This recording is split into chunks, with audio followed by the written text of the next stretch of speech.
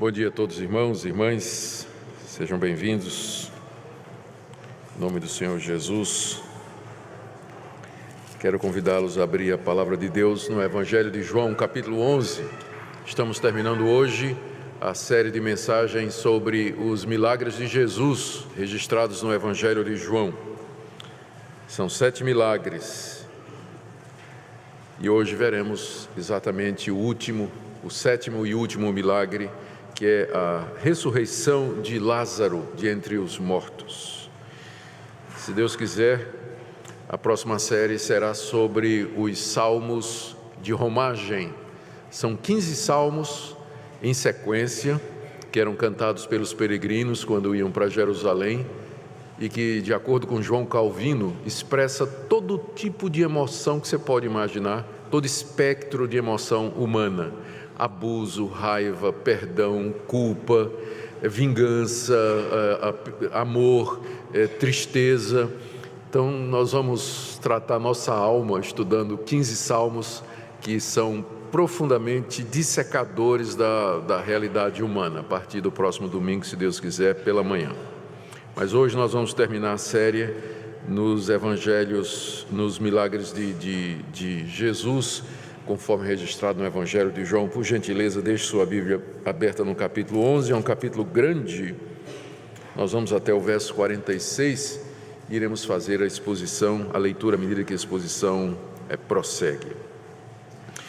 Nós começamos essa série de estudos dos milagres de Jesus no Evangelho de João com o objetivo de aprender o que João nos deseja ensinar quando ele escolheu esses milagres para registro no seu Evangelho.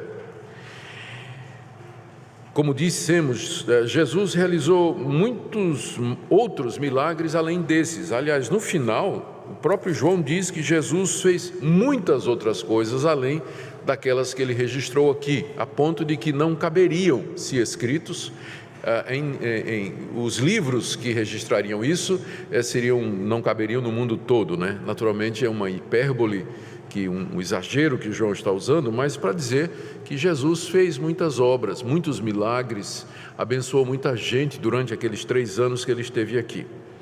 Mas João escolheu 7 deles em torno dos quais ele construiu o seu evangelho. No capítulo 2 ele registra como Jesus transformou a água em vinho. No capítulo 4, como Jesus curou à distância o filho do oficial do rei. No capítulo 5, ele registra a cura de um paralítico no tanque de Betesda.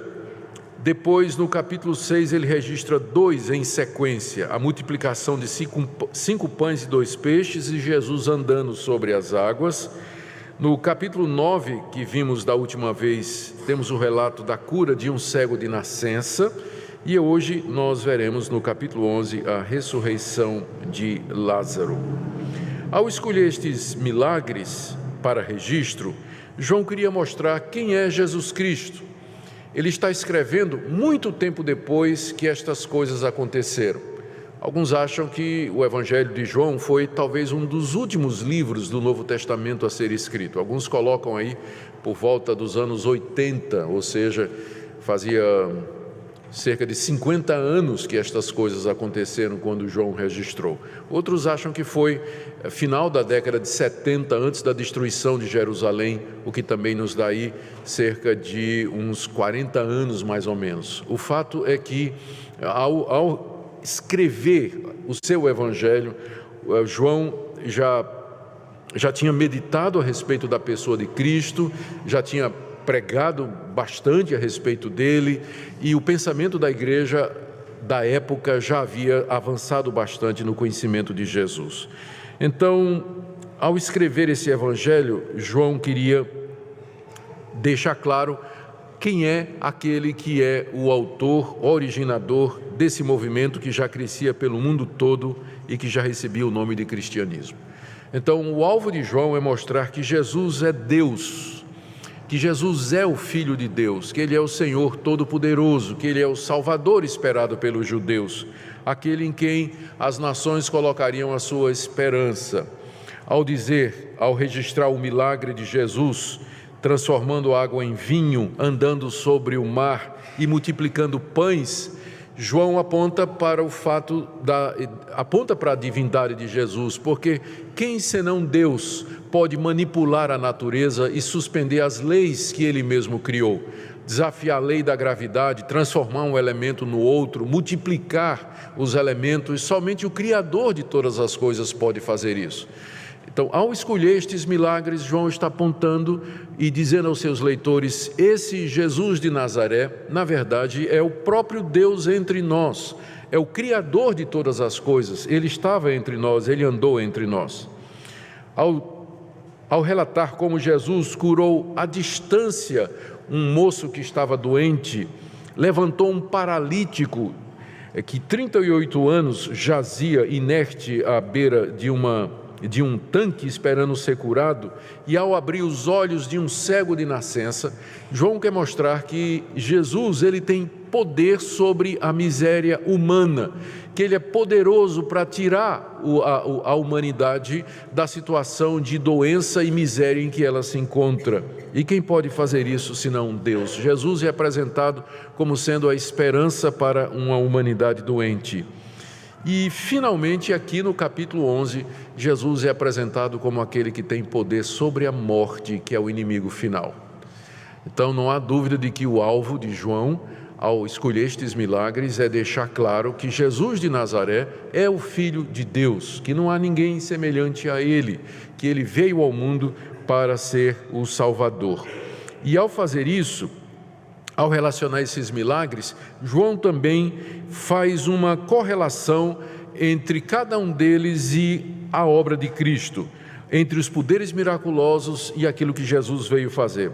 A transformação da água em vinho sugere que Cristo pode mudar a realidade e, por que não, as pessoas? Por que não transformar situações, mudar a vida de pecadores em santos? Quando Ele cura o filho do rei, quando Ele cura o paralítico, quando Ele cura o cego, Ele está mostrando o seu poder sobre os efeitos do pecado, porque a doença é resultado do pecado que entrou na raça humana, mas Ele é poderoso para reverter isso. Ao multiplicar pães e peixes para satisfazer a multidão, Jesus se apresenta como o pão da vida, aquele que pode satisfazer as necessidades mais profundas da raça humana. Quando Ele anda sobre o mar, Ele mostra que Ele pode acalmar a tempestade, pode andar sobre os nossos problemas e sobre os nossos inimigos. Quando Ele cura o cego, Ele se apresenta como sendo a luz da vida, aquele que trouxe o verdadeiro conhecimento de Deus. E ao ressuscitar Lázaro, finalmente Ele se apresenta como sendo a ressurreição e a vida. Ele é aquele que traz a vitória e o triunfo final sobre os efeitos do pecado. Em tudo isso, João quer mostrar a glória de Deus na pessoa do seu Filho, quem Ele é, seu poder, seu amor, e o alvo de João é que nós creiamos nele. O Evangelho foi escrito para isso, para que, lendo estas histórias, nós creiamos em Jesus Cristo como o Filho de Deus, o Salvador do mundo, e crendo nós tenhamos a vida eterna. O propósito declarado, portanto, do Evangelho é esse, é mostrar a glória de Deus mediante Jesus. E de que maneira, então, Deus mostrou a sua glória, a glória do seu Filho Jesus, nessa história que nós temos aqui da ressurreição de Lázaro? Eu quero destacar os pontos do texto à medida que nós prosseguimos com a leitura. Primeiro, Deus mostrou a sua glória permitindo a doença de Lázaro. Veja, do verso 1 até o verso 4. Estava enfermo Lázaro de Betânia, da aldeia de Maria e de sua irmã Marta. Essa Maria, cujo irmão Lázaro estava enfermo, era a mesma que ungiu com bálsamo o Senhor e lhe enxugou os pés com os cabelos. Mandaram, pois, as irmãs de Lázaro dizer a Jesus: Senhor, está enfermo aquele a quem amas. Ao receber a notícia, disse Jesus: esta enfermidade não é para a morte, e sim para a glória de Deus, a fim de que o Filho de Deus seja por ela glorificado.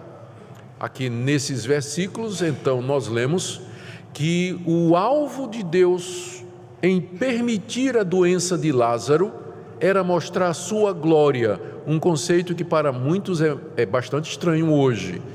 porque para muita gente Deus mostra a sua glória curando as pessoas, mas aqui a glória de Deus seria revelada mediante a permissão de Deus que um amado de Jesus ficasse doente. João nos diz que João identifica aqui no verso 1 essa pessoa enferma como sendo Lázaro de Betânia. Como havia duas Betânias, ele explica que é aquela aldeia de Maria e de sua irmã Marta. E já faz uma referência a Maria, que era a mais famosa do trio. Eram 3 irmãos, não é? Mas dos 3, a mais famosa era Maria. Aí ele diz no verso 2, essa Maria é aquela irmã de Lázaro, é a mesma que ungiu com bálsamo o Senhor e lhe enxugou os pés com os cabelos. A essa altura, esse episódio não tinha acontecido ainda, ele vai acontecer no capítulo 12, na sequência. Mas quando João escreveu o Evangelho, todo mundo já conhecia a história de Maria, de como Jesus chegou na casa deles e se hospedou lá com Maria e Marta, sua irmã, e com Lázaro, e quem sabe foi ali que começou a amizade de Jesus com essa família querida. E numa certa ocasião, durante o jantar, não é? Maria pega um vidrinho de perfume de nardo puro, caríssimo, e ela derrama sobre o Senhor Jesus, sobre os pés do Senhor Jesus, e enxuga os pés com os seus cabelos, e deixa Judas revoltado. Judas olhou e disse assim, mas como é que está gastando jogando dinheiro fora, né? Com tanto pobre aí, ela está desperdiçando esse dinheiro aí, nesse perfume nos pés de Jesus. Deixa que Judas não tinha interesse nenhum pelos pobres, né? Ele queria ter dinheiro na bolsa para desvio de finalidade, propina, coisas que a gente ouve falar hoje e que já havia desde a época de Judas, não é? Judas não tinha o menor interesse dos pobres como ele propagava, ele queria meter a mão no dinheiro, e por isso ele reclamou de que Maria estava derramando aquele perfume caro nos pés de Jesus. E Jesus então disse aos discípulos, deixa, porque isso que ela está fazendo é me preparar para a minha morte, e isso que ela fez será anunciado no mundo inteiro. E de fato Maria ficou conhecida no mundo inteiro, onde o Evangelho é pregado, como sendo aquela que derramou perfume nos pés de Jesus e enxugou com os seus cabelos. Então João usa esse episódio para dizer que foi na casa daquela Maria, que foi o irmão daquela Maria tão conhecida, foi ele que ficou doente.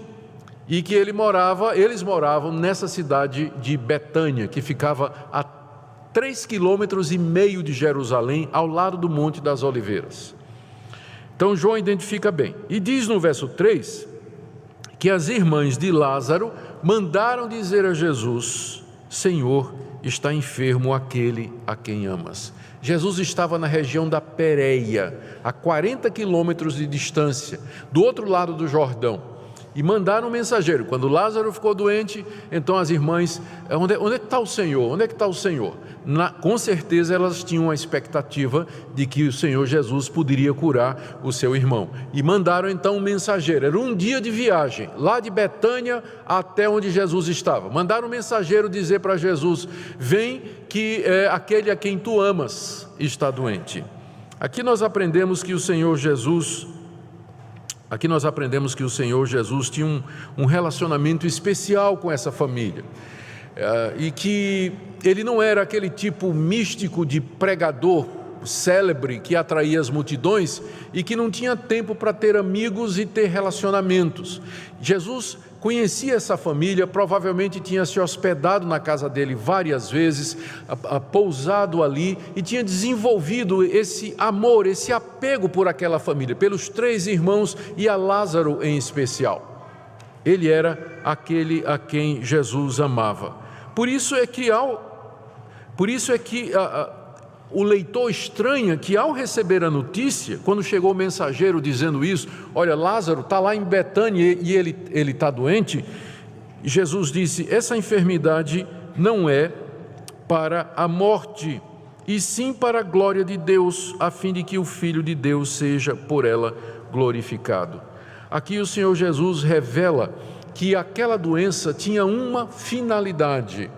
Aquela doença tinha um propósito, que Lázaro tinha adoecido com um objetivo, era mostrar a glória de Cristo, que através daquela doença o Senhor Jesus fosse conhecido, exaltado e crido. Essa doença não é para a morte, ou seja, essa doença não tem como objetivo que Lázaro morra, mas o alvo final dela é que as pessoas vejam quem eu sou. Eu vou manifestar a minha glória, o meu poder, a minha divindade através dessa doença. E aqui nós temos uma lição extremamente importante, que Deus manifesta a sua glória por meio do sofrimento do seu povo. Ao contrário do que determinadas teologias ensinam, aqueles a quem Jesus ama podem ficar doentes e eventualmente venham a padecer muito, mas no meio do nosso sofrimento e no meio da nossa angústia, Cristo mostra a sua glória em nos dar condições de suportar, em manifestar a nossa fé, como nós veremos aqui o episódio manifestou a fé das duas irmãs na pessoa de Jesus Cristo. Nós veremos como isso foi uma coisa crescendo. Em tudo Deus é glorificado. E esse é o alvo de Deus com todas as coisas, esse é o propósito de Deus com os acontecimentos na sua vida. Nós devíamos sempre ter em mente isso, sempre fazer a pergunta: de que maneira Deus será glorificado no meu sofrimento, na minha dor, na minha aflição, nas circunstâncias difíceis que eu estou passando? De que maneira a glória dele será revelada? De que maneira eu posso ser um instrumento para mostrar quem é Deus no meio de toda essa aflição? Se a gente fizesse isso, em vez de ficar lambendo as feridas, chorando as nossas mágoas, reclamando de tudo, nós teríamos uma outra perspectiva da vida e nós passaríamos melhor por essas situações de crise e de doença, às quais todos nós estamos sujeitos, inclusive aqueles a quem Jesus ama. Então, como é que Deus mostrou a sua glória aqui? Primeiro, permitindo a doença de Lázaro. Segundo, ele mostrou a sua glória quando Jesus se demora em atender para que Lázaro morresse. Olha o que diz o texto aí, vamos ler do verso 5 em diante. Ora, amava Jesus a Marta e a sua irmã e a Lázaro. Quando, pois, soube que Lázaro estava doente, ainda se demorou 2 dias no lugar onde estava. Depois disse aos discípulos: vamos outra vez para a Judeia. Disseram os discípulos: mestre, ainda agora os judeus procuravam apedrejar-te e voltas para lá? Respondeu Jesus: não são 12 as horas do dia? Se alguém andar de dia, não tropeça, porque vê a luz desse mundo. Mas se andar de noite, tropeça, porque nele não há luz. Isso dizia e depois lhes acrescentou: nosso amigo Lázaro adormeceu, mas eu vou para despertá-lo. Disseram-lhe, pois, os discípulos: Senhor, se ele dorme, estará salvo, não é? Para que a pressa? Jesus, porém, falara com respeito à morte de Lázaro, mas eles supunham que tivesse falado do repouso do sono. Então Jesus lhes disse claramente: Lázaro morreu, e por vossa causa me alegro de que lá não estivesse, para que possais crer, mas vamos ter com ele.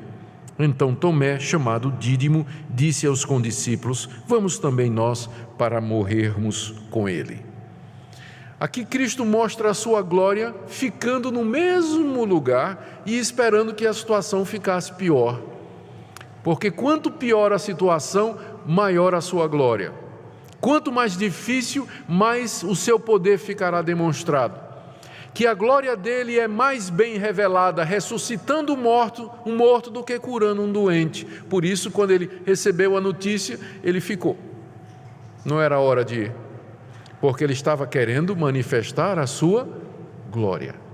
Ele esperou, não é? E diz aí o verso 6 que ele se demorou 2 dias no lugar onde ele estava. Durante esse período, Lázaro faleceu. Devemos lembrar que, como era um dia de viagem e não tinha WhatsApp, então o mensageiro saiu de Betânia, levou 1 dia para chegar onde Jesus estava, e além disso Jesus demorou mais 2 dias e depois 1 dia de viagem. Por isso, quando ele chega lá, o que é que Marta diz para ele? Já faz 4 dias que ele está sepultado, não é? Então foi esse o trajeto. Então Jesus esperou, e nos 2 dias, sendo Deus, ele sabe que Lázaro morreu, ele sabia tudo o que ia acontecer desde o início, mas ele resolve esperar, o que para muita gente poderia soar estranho, mas ele não ama essa família. Quem ama vai poupar do sofrimento. Aliás, esse é um instinto que nós temos, especialmente com relação aos nossos filhos, não é? A gente não gosta de ver filho sofrer, e quando está vendo o filho sofrer, a gente quer fazer alguma coisa, né, para aliviar o sofrimento e tudo. Mas Jesus, né, quando disseram, olha, está doente aquele a quem tu amas, Jesus disse, ok, obrigado. O senhor não vai fazer nada? Não. Mas se o senhor estivesse lá, né, quem sabe, sim, eu vou esperar. E às vezes a gente não entende isso de Deus, não é? Quando a coisa está na angústia de alma, as coisas estão difíceis, a gente ora, a gente manda recado, Senhor, aquele a quem tu amas está doente, a coisa está ficando pior, a cada dia que passa a dificuldade aumenta, silêncio, e a angústia vai aumentando. Porque Deus tem um propósito. Para nós, como o apóstolo Paulo, o que a gente quer é que Deus tire o espinho na carne. Mas a resposta de Deus é, não, a minha graça te basta. Você vai aguentar isso aí que eu vou dar graça a você. Eu vou dar graça a você. Deus é glorificado, inclusive, quando Ele se demora em atender para que aquilo que está no nosso coração se manifeste. Para testar o nosso coração, para saber a intensidade e a maturidade da nossa fé. Finalmente, quando Jesus diz, no verso 8, no verso 7, vamos outra vez para a Judeia, 2 dias depois dele ter tido a notícia, os discípulos estranham, porque eles tinham acabado de sair de Jerusalém. É só ler os capítulos anteriores aqui. E lá em Jerusalém, os judeus, os líderes religiosos, queriam matar Jesus, porque Jesus disse que ele era Deus. E aquilo era uma blasfêmia para o judeu. E Jesus escapou das mãos deles e saiu, se retirou de Jerusalém e foi para o norte, para a região da Pérea. E agora ele diz, eu vou voltar para lá, porque Betânia era colada com Jerusalém, não é? Fazia parte da grande Jerusalém. E Jesus diz, eu vou voltar lá. Eu disse, mas mestre, nós acabamos de voltar de lá. Acabamos de voltar, o pessoal quer te matar lá, quiseram te apedrejar lá. Aí Jesus responde dizendo, quantas horas tem no dia?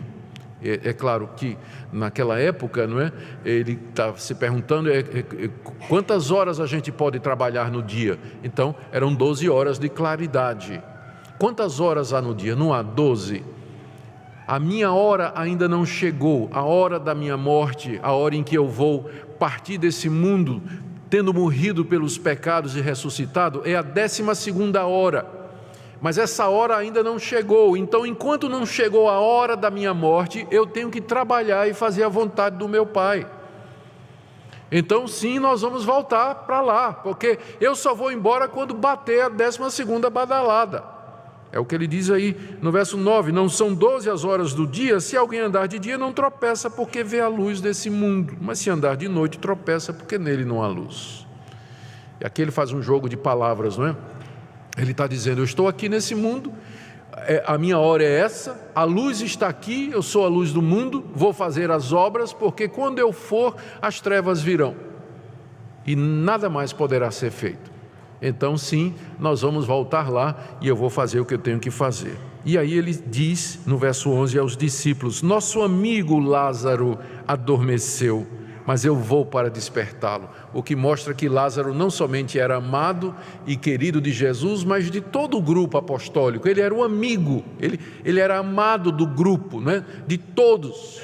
O que mostra essa interação que havia entre a família os três irmãos e os discípulos de Jesus. E Jesus diz, Lázaro adormeceu, mas eu vou lá para despertá-lo. Ele queria dizer, Lázaro morreu, mas eu vou lá ressuscitá-lo.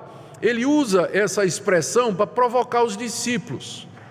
O termo dormir é muito comum no Novo Testamento para se referir à morte do cristão. Não porque quando morre perde a consciência, mas simplesmente porque para o cristão a morte é como o sono. A gente vai dormir e no dia seguinte o que é que acontece?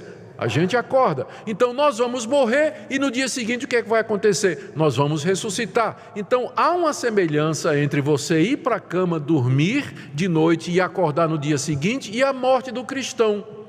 Porque ele morre, mas ele vai acordar, ele vai ressuscitar. É nesse sentido que a morte do cristão é referida como sendo um sono. Alguns erroneamente fazem a inferência de que isso quer dizer que quando a gente morre, a gente fica inconsciente como quem está dormindo. Isso não é verdade. O próprio Jesus contou a história de um mendigo chamado Lázaro, que alguns acham até que é a mesma pessoa, eu acho que não é, mas alguns acham que é a mesma pessoa, que morre, vai para o céu, e morre um rico, vai para o inferno, e ambos estão perfeitamente conscientes do que é que está acontecendo, a ponto do rico, depois da morte, dizer: eu tenho 4 irmãos, manda Lázaro lá pregar o evangelho para eles que eles não venham para cá. Então, quando a Bíblia se refere à morte como sendo um sono, é porque é provisória a morte para o cristão, não é o fim. Nós vamos morrer, mas vamos ressuscitar. É isso que Jesus está dizendo aqui. Por isso que ele fala para os discípulos: Lázaro adormeceu, mas eu vou lá acordá-lo. Porque para Jesus a morte é como sono, porque ele tem o poder de nos acordar da morte através da ressurreição. E os discípulos naturalmente não entenderam, não é? Esses discípulos eram meio densos às vezes, não é? Jesus dizia as coisas e eles não entendiam. O evangelho é o registro de como não cai a ficha dos discípulos. Eles têm altos e baixos de compreensão, nesgas de luz, não é? Na mente deles, quando eles conseguem perceber alguma coisa, mas depois eles não entendem também. Só depois da ressurreição de Cristo e depois de Pentecostes é que eles entenderam com clareza, mas aqui eles lutam, como diz aqui o verso 12, os discípulos disseram: Senhor, se ele está dormindo, então está salvo, não é?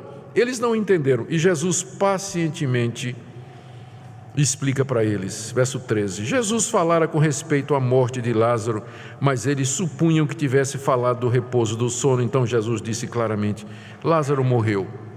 E vem essa declaração: e por vossa causa eu me alegro de que lá não estivesse, para que possais crer.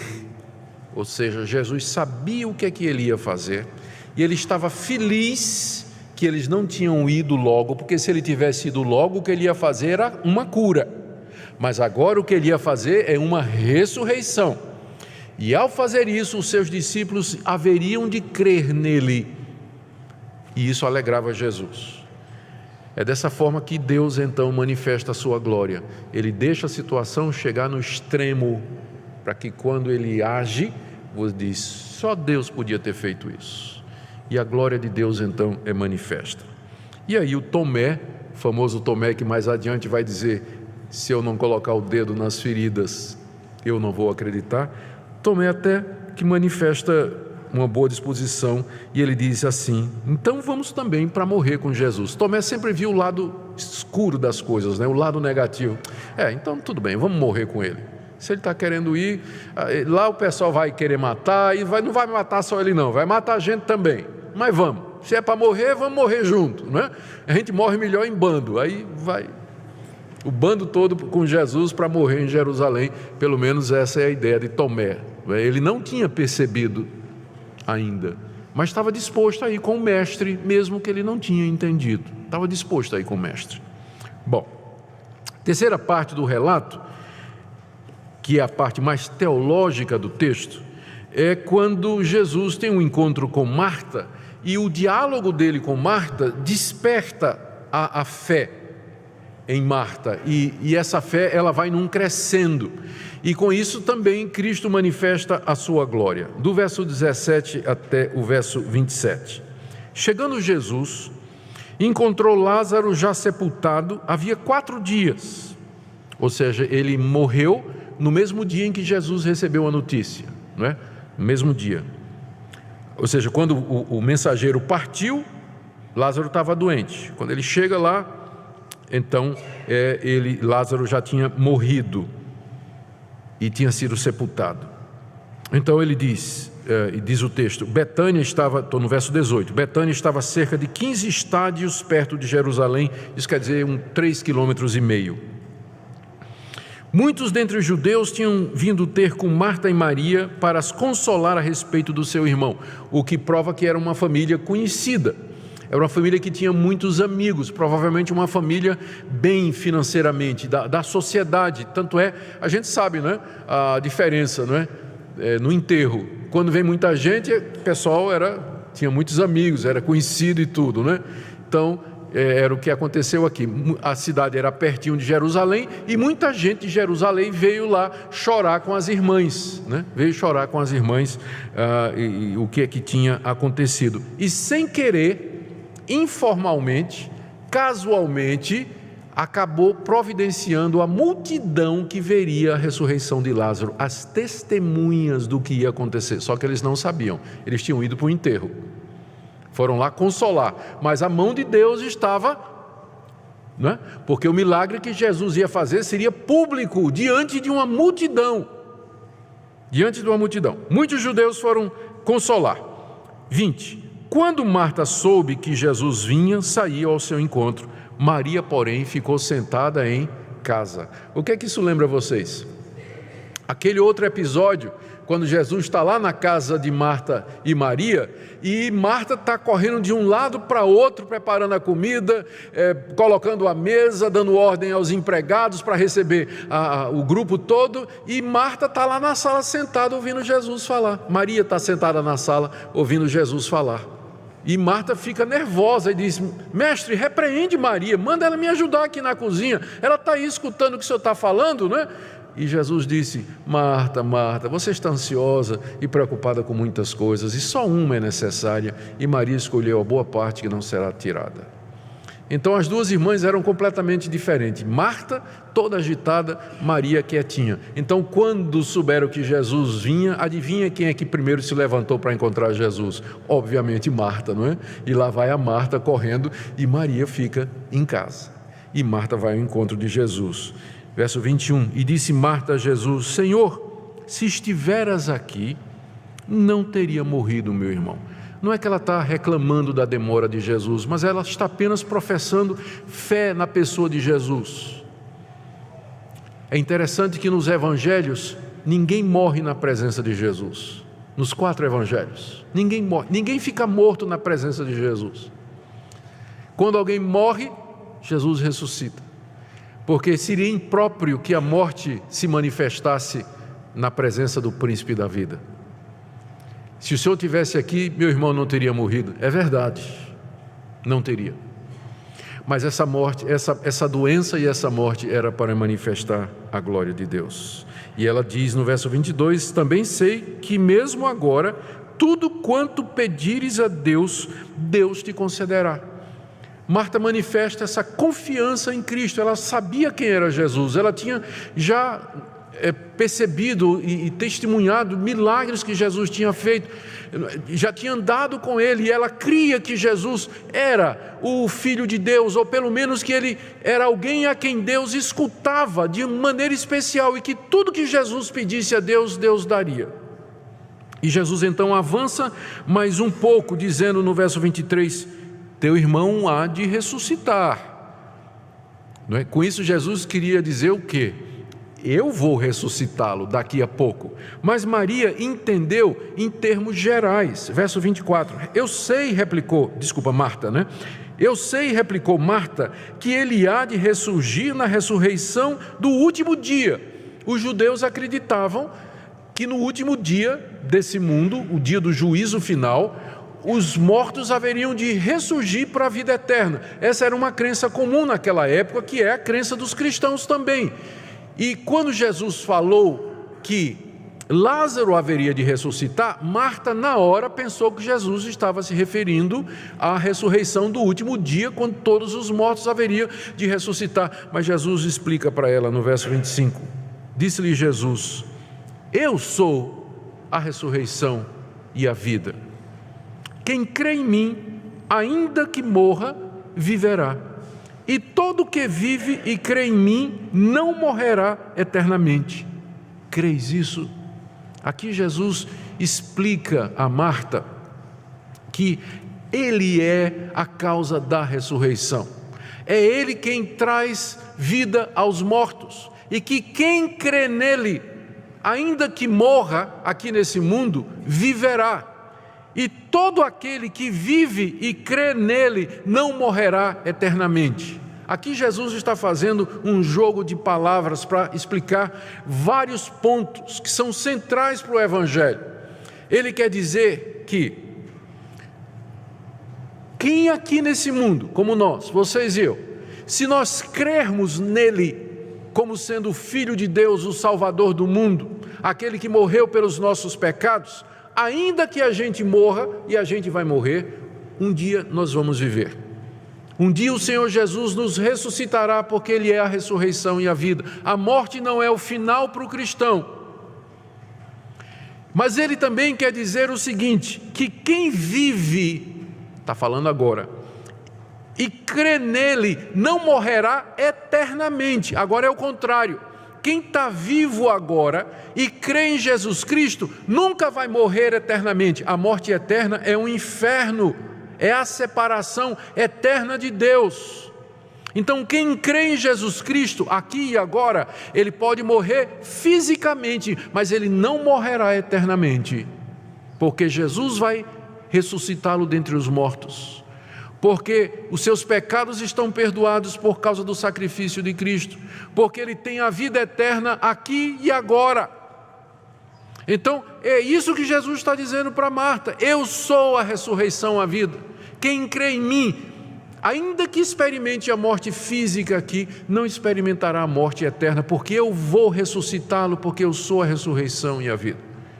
Por que nessa ordem, ressurreição e vida? Porque a vida aqui é a vida eterna, não é? E ela depende primeiro da ressurreição. Depende primeiro da ressurreição. Que palavras! Essas palavras na boca de um homem comum, ou é loucura, ou é blasfêmia. Não é verdade? Se eu chegasse para vocês e dissesse isso: igreja, eu tenho uma coisa para dizer para você, receba. Receba o que eu vou dizer. Eu sou a ressurreição, eu, Augusto, sou a ressurreição e a vida. Se você crê em mim, ainda que você morra, você vai viver eternamente. Ainda bem que não tem pedra por aí, não é? Porque vocês teriam toda a razão de pegar a pedra e tacar em mim. Ou então chamar a polícia e dizer interna. Não seria? Imagine Jesus dizendo isso. Porque era um homem, não é? Era um homem. Eu sou a ressurreição e a vida. Quem crer em mim, ainda que morra, viverá. Quando ele disse isso, não tinha um halo aqui na cabeça dele. Ele não estava vestido de vestes brancas resplandecentes, com um par de asas flutuando no céu. Era uma pessoa, um ser humano, um homem como outro qualquer. Você olhando para Jesus, você não veria nada nele que dissesse assim: esse cara é especial, tem um brilho no rosto dele. Nada. Era um homem. E esse homem dizendo isso. Então, isso tem nos levado a essa afirmação que tem sido repetida através dos séculos, quando a gente fala a respeito de Jesus. Nós só temos duas opções a respeito de Jesus. Ou ele era louco, megalomaníaco e um mentiroso, ou ele era o que ele disse. Não há meio termo aqui. Ou ele era louco, megalomaníaco e mentiroso, ou ele era o que ele disse. A pergunta é: como é que um louco, mentiroso e megalomaníaco foi capaz de criar um movimento que mudou o mundo em 2000 anos? E despertou nas pessoas tanto compromisso, tanta paixão e tanta fé, que essas pessoas alegremente iam para a fogueira, iam para as feras, mas não negavam o que Jesus disse. Como é que um louco pode ter feito isso? Então nós estamos diante, talvez, da declaração mais clara da divindade de Jesus no Evangelho de João, quando ele toma para si prerrogativas que só Deus tem. Eu sou a vitória final sobre a morte. Eu sou o triunfo final da vida. E se você crê em mim, você não morrerá eternamente, mas você viverá para sempre. Esse é o convite que o Evangelho nos faz. E a resposta, e ele confronta Marta, final do verso 26, você crê nisso que eu estou dizendo? E a resposta de Marta é: sim, Senhor, eu tenho crido que tu és o Cristo, o Filho de Deus, que devia vir ao mundo. Ela manifesta fé no Senhor Jesus e ela confessa compreender finalmente quem é Jesus Cristo.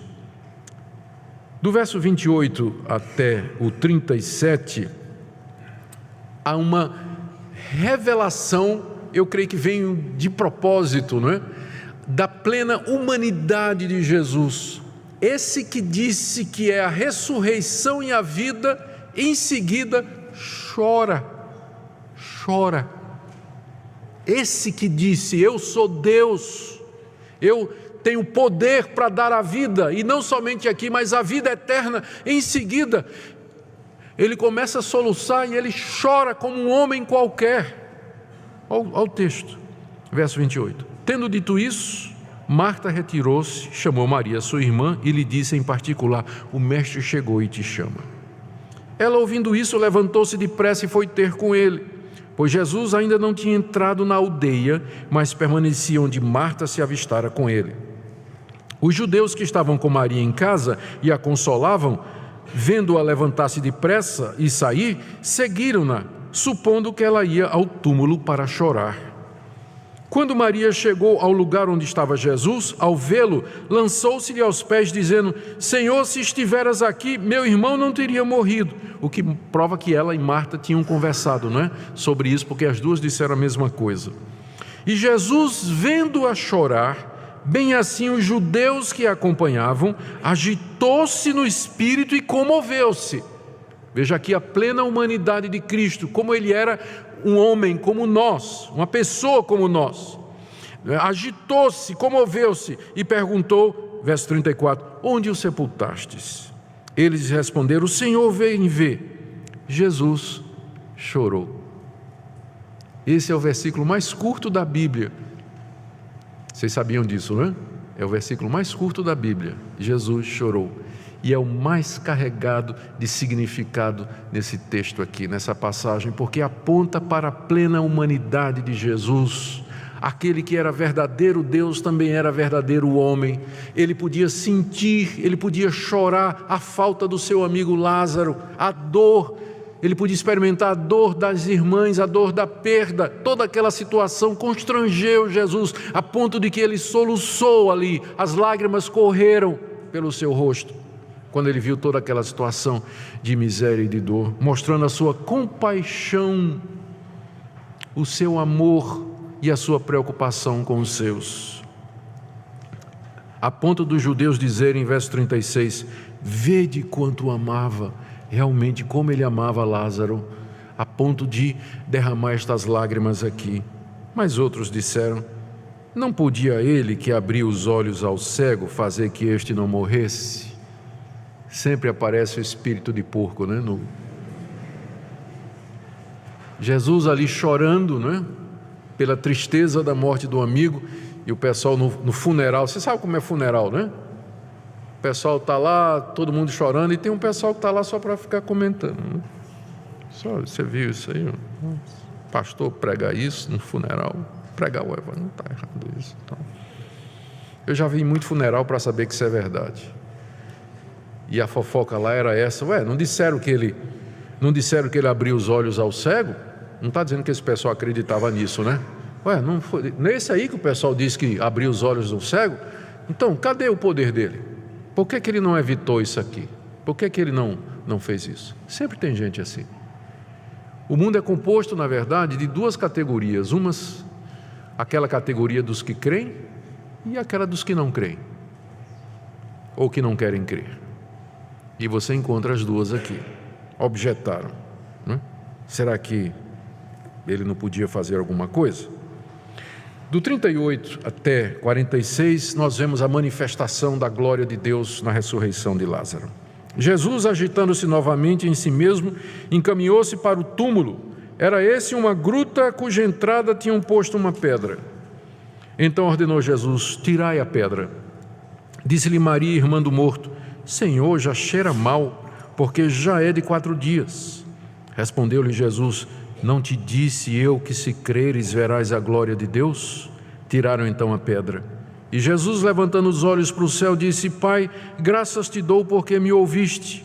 Aliás, eu sabia que sempre me ouves, Mas assim falei por causa da multidão presente, para que creiam que tu me enviaste. E tendo dito isso, clamou em alta voz: Lázaro, vem para fora. Saiu aquele que estivera morto, tendo os pés e as mãos ligados com ataduras e o rosto envolto num lenço. Então lhes ordenou Jesus: desatai-o e deixai-o ir. Muitos, pois, dentre os judeus que tinham vindo visitar Maria, vendo o que fizera Jesus, creram nele. Outros, porém, foram ter com os fariseus e lhes contaram dos feitos que Jesus realizara. Essa é a parte final do registro da ressurreição de Lázaro, e aqui nós vemos como finalmente Jesus manifesta a sua glória, faz aquilo que ele vinha se preparando para fazer desde que estava na Pérea. Diz o verso 38 que Jesus se agita, as emoções estão movendo o seu coração, e ele vai para o túmulo, que era uma gruta a cuja entrada tinham posto uma pedra. Era uma espécie de cemitério particular. Essa é mais uma das razões porque se acredita que a família era uma família abastada, era uma família bem financeiramente. Tinha amigos que vinham de Jerusalém, tinha um cemitério particular, uma gruta ali próxima da casa.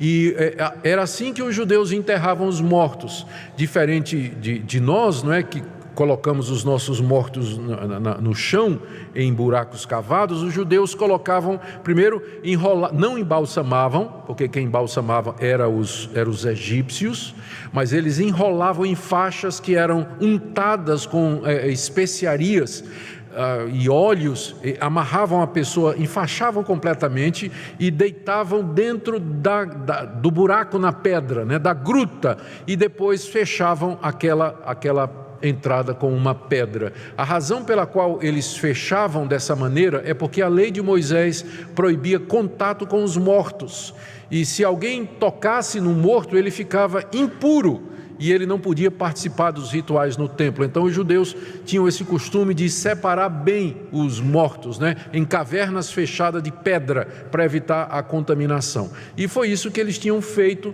com Lázaro. Já fazia 4 dias, ele estava todo enrolado, um lenço em cima da cabeça.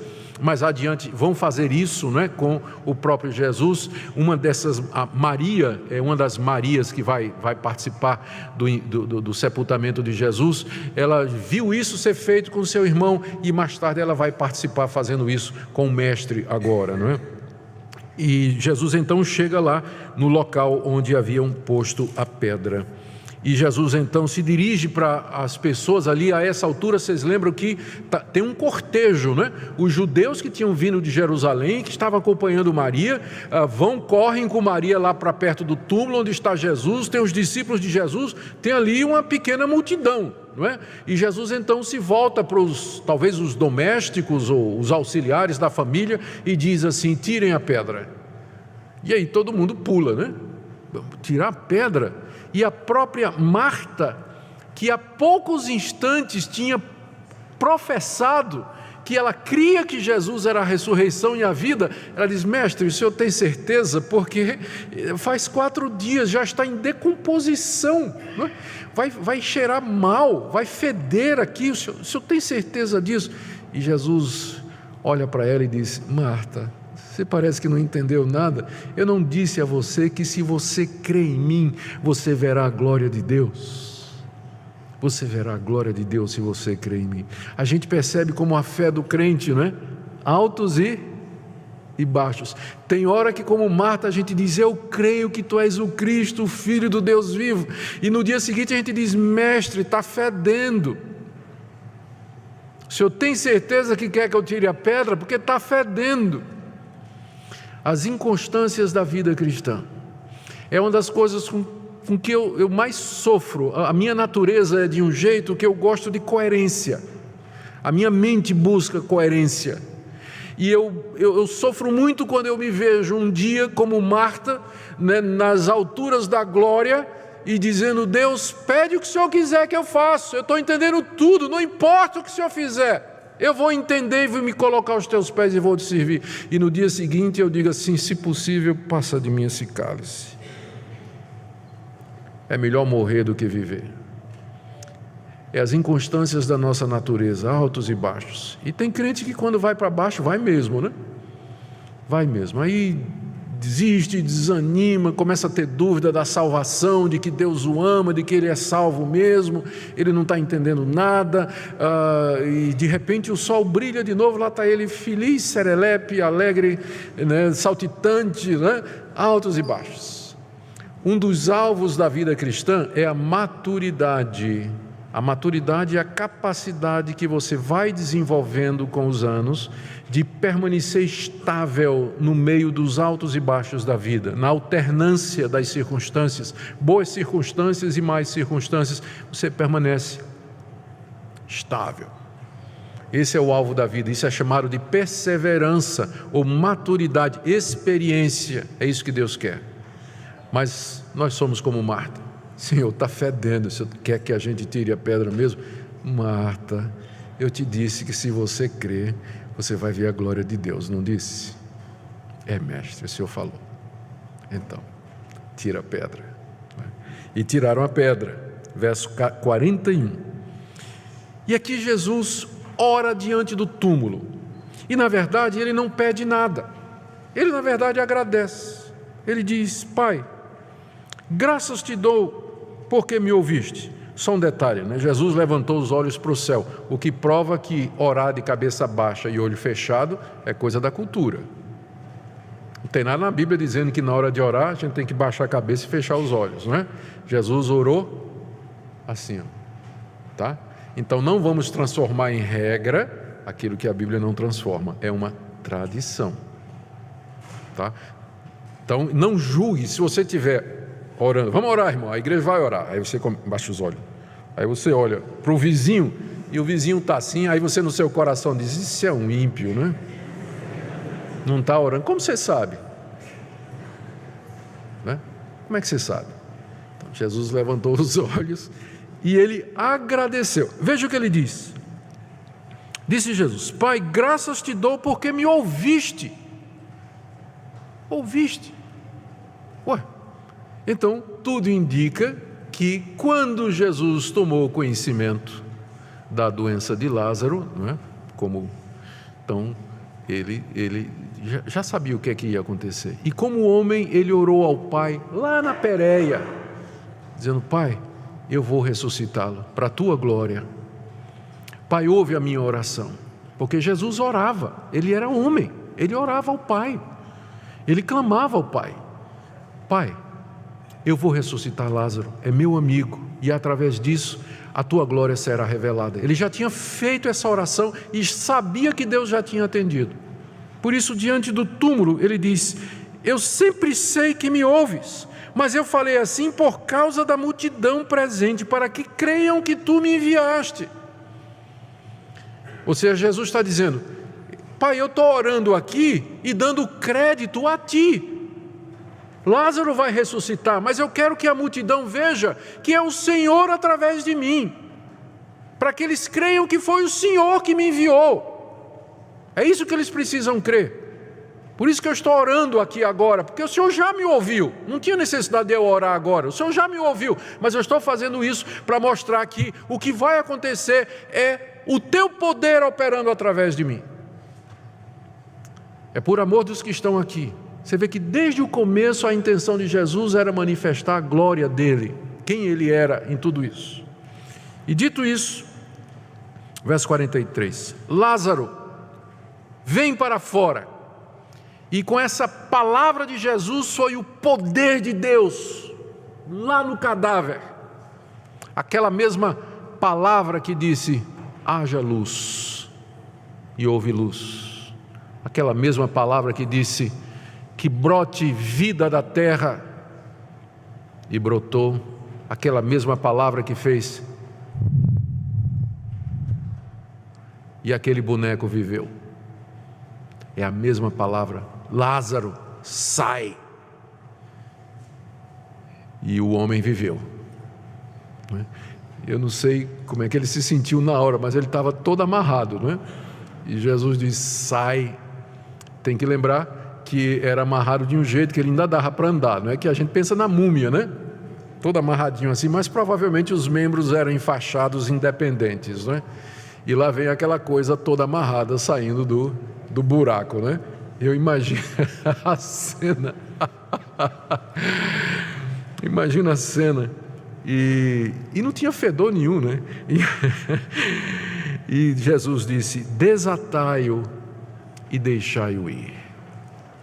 Os estudiosos, os comentaristas, eles chamam a nossa atenção para o fato de que Jesus fez o que só Deus podia fazer. O que o homem podia fazer, ele não fez. Tipo assim, tira a pedra. Ele podia ter feito. Aí a pedra... né? Mas ele disse, não, vocês tiram a pedra. E depois que Lázaro saiu, disse, vocês desamarram Lázaro agora. Ou seja, ele fez somente aquilo que Deus podia fazer.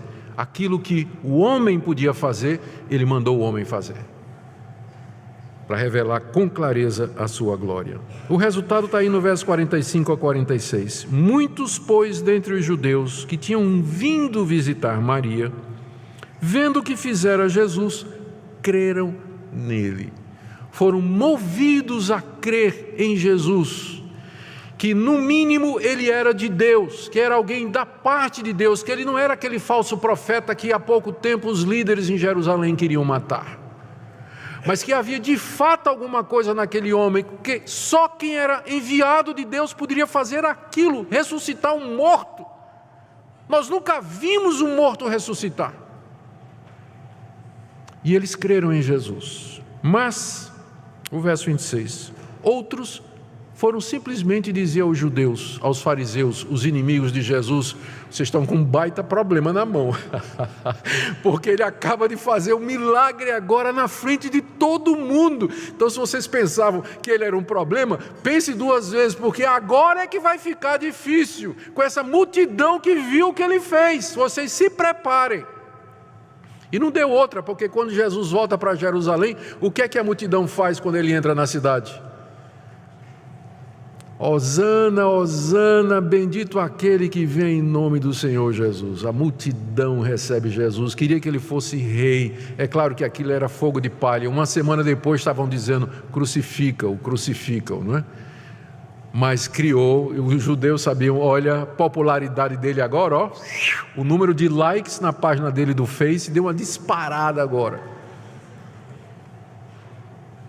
depois dele ter feito o que fez. Queridos, o que é que nós podemos aprender desse texto? Eu quero tirar algumas lições para nós e encerrar. Já mencionamos algumas delas, mas eu quero tentar fechar alguns pontos. A primeira coisa que eu queria destacar aqui do texto é aquilo que dissemos no início, que Deus revela a sua glória mesmo em meio ao sofrimento humano. Deus tira a glória onde glória parece não existir. E Ele manifesta quem Ele é, onde menos parece que Ele existe. E são os nossos problemas, nossas angústias, nossas dores e sofrimentos a oportunidade de Deus, onde Ele manifesta seu amor, seu cuidado, a sua compaixão, o sentimento dEle pelo seu povo. Deus se manifesta mesmo quando nossa fé é imperfeita. Os discípulos não entenderam por que a demora. Os discípulos não entenderam que Ele tinha morrido. Os discípulos não entenderam por que eles tinham que voltar para lá, mesmo em face da morte. Marta creu, mas não entendeu, ela vacilou, apesar de todos os vacilos da natureza humana que nós encontramos aqui no capítulo 11, ainda assim Jesus manifestou a sua glória na ressurreição de Lázaro. Se Deus for limitar a ação dele e a manifestação da sua glória, a minha compreensão, a minha fé e a minha capacidade de fazer sentido das coisas divinas, ele seria uma divindade distante, nunca se manifestaria. Mas eu dou graças a Deus, porque apesar de nós, da nossa fraqueza, ainda assim Ele vem ao nosso encontro e manifesta a sua glória. Ele nos toma pela mão e nos conduz e disse, eu não te disse que se você crer, você verá a glória de Deus. Pacientemente Ele faz isso conosco e vai fazer isso até o último dia da nossa vida. A ressurreição, a morte e a ressurreição de Lázaro revelam então que Jesus é plenamente Deus, Deus feito carne, Deus entre nós. Ele é a revelação final e última de Deus, a revelação perfeita de Deus, Jesus Cristo. E não somente isso, mas Ele é plenamente homem, experimentou a nossa natureza, sentiu as nossas dores, chorou as nossas lágrimas, enterrou os nossos mortos. Ele sabe o que é ser um de nós, por isso Ele pode interceder por nós, e é por isso que Ele é o único mediador entre Deus e os homens. Aprendemos com o episódio que vai haver ressurreição de mortos, e que quem crê em Jesus Cristo não ficará morto para sempre, nem fisicamente, nem eternamente, mas ressurgirá no último dia e experimentará a vida eterna. E eu quero dizer para vocês que essa é a lição mais importante do texto.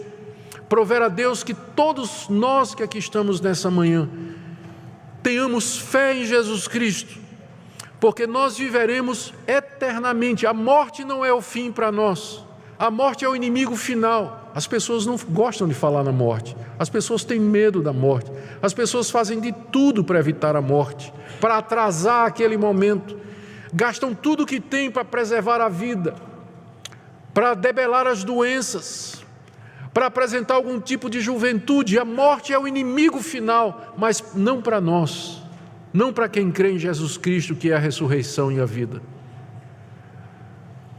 Um dia a morte será vencida, e se você crê no Senhor Jesus, você estará lá. Você estará na ressurreição dos mortos, e você herdará a vida eterna pela graça e misericórdia de Deus. Portanto, se você está aqui sofrendo, lembre disso. Tudo ocorre para a glória de Deus, e seu sofrimento não quer dizer que Ele não lhe ama, mas Ele quer dizer simplesmente que Ele vai fazer com que todas as coisas cooperem para o seu bem e finalmente para a glória dEle. E se você está demorando a ter resposta de oração, lembra que a demora tem vários objetivos. Deus está sondando o seu coração. O quanto você de fato confia, o quanto você de fato está disposto a perseverar quando Deus parece demorar. E por fim, todos nós iremos morrer um dia, queridos. A nossa esperança é o Senhor Jesus. Creiamos nele de todo o coração. Ele é o Filho de Deus, o Salvador do mundo. E crendo, tenhamos vida nele. Amém. Senhor Jesus, o Senhor não somente ressuscitou a Lázaro, mas o Senhor mesmo ressurgiu dos mortos. O Senhor venceu a morte depois de tê-la experimentado por nós. E o Senhor está vivo à direita de Deus Pai, e Tu tens todo o poder no céu e na terra. E Tu podes conceder a vida a todo aquele que, humilde, contrito e arrependido, se curva diante de Ti e diz: eu creio. Senhor, que nessa manhã não haja ninguém aqui que não tenha crido, mas que o Senhor conduza, como o Senhor conduziu Marta, que o Senhor conduza cada um de nós à fé plena. E eu oro, Senhor, por aqueles que estão doentes, que já estão avançados em idade, que já olham para a morte como sendo uma realidade muito próxima. Conforta-os, ó Senhor, com essa palavra, que quem crê em Ti, ainda que morra, viverá. Lembra-nos que a morte não é o fim, e ajuda-nos, ó Senhor, a viver durante as 12 horas do dia, enquanto há luz, viver para Ti e Te servir de todo o coração. É o que pedimos por amor de Jesus.